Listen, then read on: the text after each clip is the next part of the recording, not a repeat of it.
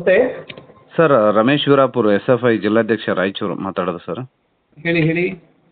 Sir ನಮ್ಮ ರಾಯಚೂರು ಸೇರಿದಂಗೆ ಕಲ್ಯಾಣ ಕರ್ನಾಟಕ ಭಾಗದಲ್ಲಿ ಶಿಕ್ಷಕರ ಕೊರತೆ ಕುರಿತಾಗಿ ನಿಮ್ಗೆ ಆಲ್ರೆಡಿ ಗಮನಕ್ಕೆ ತಂದಿದ್ದೀವಿ ಸರ್, ಮತ್ತು ಈಗ ಶಿಕ್ಷಣ ಸಚಿವರಿಗೂ CM ಅವ್ರಿಗೂ ಗಮನಕ್ಕೂ ತಂದಿದ್ದೀವಿ ಸರ್. ಬಟ್ ಇಲ್ಲಿ ಈಗ ಸುಮಾರು ಶಾಲೆಗಳು ಏಕೋಪಾಧ್ಯಾಯ ಶಾಲೆಗಳಿದಾವೆ ಸರ್. ಕೆಲವು ಕಡೆ ಶಿಕ್ಷಕರೇ ಇಲ್ಲ, ಗೆಸ್ಟ್ ಟೀಚರ್ ಮೇಲೆ ಸ್ಕೂಲ್ಗಳನ್ನು ನಡೆಸ್ತಾ ಇದ್ದಾರೆ. ಓಕೆ ಓಕೆ, ಹೇಳಿ ರಮೇಶ್, ಕಂಟಿನ್ಯೂ ಮಾಡಿ. ಹೀಗಿದ್ದಾಗ ನಮ್ಮ ಸರ್ಕಾರಿ ಶಾಲೆಗಳನ್ನು ಬಲಪಡಿಸುವುದು ಹೇಗೆ? ಮತ್ತು ಅದರಲ್ಲಿ ಈಗ ಮೊನ್ನೆ ಯಲಗಟ್ಟ ಶಾಲೆದೊಂದು ಹೋರಾಟ ಮಾಡಿದ್ವಿ, ಅಲ್ಲಿ ಶೌಚಾಲಯ ಇಲ್ಲ. 300 ವಿದ್ಯಾರ್ಥಿಗಳು ಹೈಸ್ಕೂಲು ವಿದ್ಯಾರ್ಥಿಗಳು ಪ್ರೈಮರಿ ಒಂದೇ ಆವರಣದಲ್ಲಿ ಶಾಲೆ ಇದೆ, ಪ್ರೈಮರಿ ಹೈಸ್ಕೂಲು. ಒಟ್ಟು ಟೋಟಲ್ 850 ವಿದ್ಯಾರ್ಥಿಗಳಿಗೆ ಒಂದೇ ಒಂದು ಸಿಂಗಲ್ ಶೌಚಾಲಯ ಇಲ್ಲ ಅಂದರೆ ನಾವು ಹೆಂಗೆ ಸರ್ಕಾರಿ ಶಾಲೆಗಳನ್ನು ಯಾವ ರೀತಿಯಾಗಿ ಪಾಲಕರು ಅದನ್ನು ರಿಸೀವ್ ಮಾಡ್ಕೋಬೇಕಂತ ಸರ್? ಓಕೆ. ಸೊ ರಮೇಶ್ ಅವರೇ, ಇನ್ಫ್ಯಾಕ್ಟ್ ನಾನು ಒಂದು ಗಮನಿಸ್ತಾ ಇರೋದೇನಂತ ಹೇಳಿದ್ರೆ, ನೀವು SFI ವತಿಯಿಂದ ಬಹಳಷ್ಟು ವಿಚಾರಗಳ ಮೇಲೆ ಬೆಳಕು ಚೆಲ್ತಾ ಇದ್ದೀರಿ. ಇದು ಒಳ್ಳೆ ಬೆಳವಣಿಗೆ. ಲಾಸ್ಟ್ 1 year ಇಂದಾನು ನಾನು ಗಮನಿಸ್ತಾ ಇದ್ದೀನಿ. ನಿಮ್ನ ಮೀಟ್ ಮಾಡಿದ್ದೀನಿ ಅಂತ ಅನ್ಕೋತೀನಿ ನಾನು. ಹೌದು ಸರ್, ರಾಯಚೂರಿಗೆ ಬಂದಾಗ. ಜಿಲ್ಲಾ ಪಂಚಾಯತ್. ಹೌದು ಸರ್, ಹೌದು. ಸೊ ಈಗ ಟೀಚರ್ಸ್ದು ಏನೋ 10,000 ಟೀಚರ್ಸ್ ಅಷ್ಟು ರೆಕ್ರೂಟ್ಮೆಂಟ್ ಪ್ರಾಸೆಸ್ ಚಾಲ್ತಿಯಲ್ಲಿದೆ ಸರ್ಕಾರದ ಹಂತದಲ್ಲಿ. ಸೊ ಮುಂದಿನ ಅಕಾಡೆಮಿಕ್ ಇಯರ್ ಒಳಗಾಗಿ ನಮಗೆ ಈ 10,000 ಟೀಚರ್ಸ್ ಅಲ್ಲಿ 6,500 ಟೀಚರ್ಸ್ ನಮ್ಮ ಕಲಬುರಗಿಗೆನೆ, ಕಲ್ಯಾಣ ಕರ್ನಾಟಕ ಡಿವಿಷನ್ಗೆನೆ ಬರ್ತಾರೆ. ರಾಯಚೂರ್ಗು ಈ 6,500 1,000 ಟೀಚರ್ಸ್ ಸಿಗ್ಬೋದು. ಈವನ್ ಅದಕ್ಕೆ ಜಾಸ್ತಿನೂ ಸಿಗ್ಬೋದು, ಬಿಕಾಸ್ ವೇಕೆನ್ಸಿ ಜಾಸ್ತಿ ಇದೆ ನಿಮ್ಮಲ್ಲಿ. ಜೊತೆಗೆ ಈ ಫಿಸಿಕಲ್ ಇನ್ಫ್ರಾಸ್ಟ್ರಕ್ಚರ್ ಏನ್ ಹೇಳ್ತಿದ್ರಿ, ಇದನ್ನು ಕೂಡ ಎಸ್ಪೆಷಲಿ ನೀವು ಹೇಳ್ದಂಗೆ ಜಾಸ್ತಿ ಸ್ಟೂಡೆಂಟ್ಸ್ ಕಲಿತಿರುವಂತಹ ಸ್ಕೂಲ್ಗಳಲ್ಲಿ ನಾವು ಹಿಂಗೆ ಸೌಕರ್ಯಗಳ ಕೊರತೆ ಇರೋದನ್ನ ಅಡ್ರೆಸ್ ಮಾಡಕ್ಕೆ ನಾವು ಕ್ರಮಗಳನ್ನ ತಗೊಳ್ತಿದೀವಿ. ಅಂಡ್ ಅಕ್ಷರಾವಿಷ್ಕಾರ ಇರ್ಬೋದು, ಅದರ್ವೈಸ್ ಆಲ್ಸೋ ಸ್ಟೇಟ್ ಇಂದ ಬಹಳಷ್ಟು ಫಂಡ್ಸ್ ಇರೋದ್ರಿಂದ ಆದಷ್ಟು ಸಕ್ರಮವಾಗಿ ಖರ್ಚಾಗೋ ರೀತಿಯಲ್ಲಿ ಕ್ರಮಗಳನ್ನ ತಗೊಳ್ತಿದೀವಿ.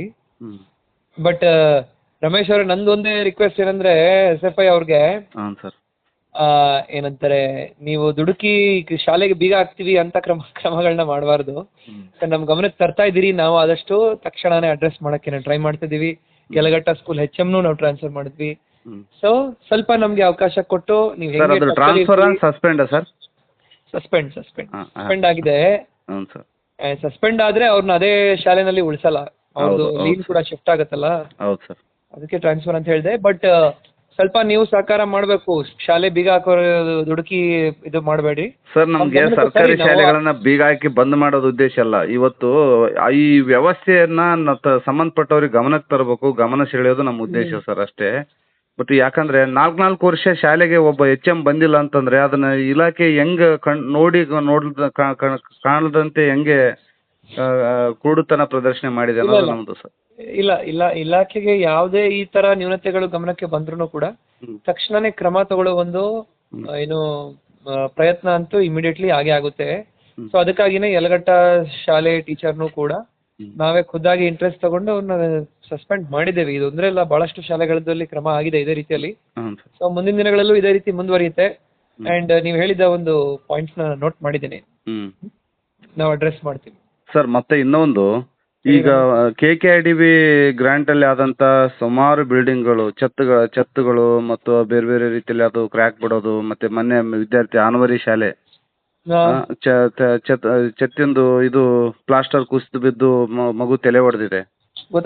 ಮತ್ತೆ ಮೊನ್ನೆ ಔರಾದಲ್ಲಿ ಹಿಂಗಾಗಿದೆ, ಕಲಬುರಗಿಯಲ್ಲಿ ಈ ಮೊನ್ನೆ. ಅದಕ್ಕಿಂತ ಇಂಜಿನಿಯರ್ಗಳ ಒಂದು ಇಂಜಿನಿಯರಿಂಗ್ ವರ್ಕ್ಸ್ ಏನಿದಾವೆ, ಸಿವಿಲ್ ವರ್ಕ್ ಗಳ ಕ್ವಾಲಿಟಿನೂ ಕೂಡ ಇಂಪ್ರೂವ್ ಆಗ್ಬೇಕು ಅಂತ ನಾವು KKIDB ಕಡೆಯಿಂದನೂ ಅವ್ರು ಕ್ರಮ ತಗೊಳ್ತಾ ಇದ್ದಾರೆ. ಸೊ ಇಂಜಿನಿಯರಿಂಗ್ ವರ್ಕ್ಸ್ ಏನಿದೆ, ಸಿವಿಲ್ ವರ್ಕ್ಸ್ ನಡೆಯುತ್ತಲ್ಲ, ಅದರ ಒಂದು ಕ್ವಾಲಿಟಿ ಕೂಡ ನಾವೀಗ ಶಿಕ್ಷಣ ಇಲಾಖೆನವರೇ ಇಂಟ್ರೆಸ್ಟ್ ತಗೊಂಡು ಚೆನ್ನಾಗಾಗುತ್ತೆ ಅಂತ ಎನ್ಶೋರ್ ಮಾಡಬೇಕಿದೆ. ಆ ನಿಟ್ಟಿನಲ್ಲೂ ನಾವು ಕ್ರಮಗಳನ್ನ ತಗೊಳಕ್ಕೆ ಪ್ಲಾನ್ ಮಾಡ್ಕೊಂಡಿದೀವಿ. ಇನ್ ಫ್ಯೂಚರ್ ಡೇಸ್ ಸ್ವಲ್ಪ ಸಿವಿಲ್ ವರ್ಕ್ಗಳು ಸರಿಯಾಗಿ ನಡೆಯುತ್ತೆ ಅಂತ ನಾವು ಕ್ರಮ ಮಾಡ್ತೀವಿ.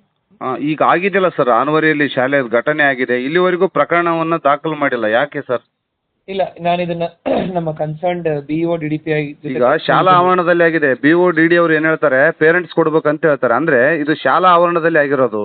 ಶಾಲೆ ಆವರಣದಲ್ಲಿ ಏನೇನು ಘಟನೆ ನಡೆದ್ರು ಅದಕ್ಕೆ HM ಮತ್ತು ಶಿಕ್ಷಣ ಇಲಾಖೆ ಹೊಣೆ ಆಗ್ಬೇಕು ಸರ್. ನಾನು ಆಲ್ರೆಡಿ ಇದು KKIDB ಫಂಡ್ ಅಲ್ಲಿ ಕಟ್ಟಿದ್ದ ಬಿಲ್ಡಿಂಗ್ ಅಂತ ಅನ್ಕೋತೀನಿ.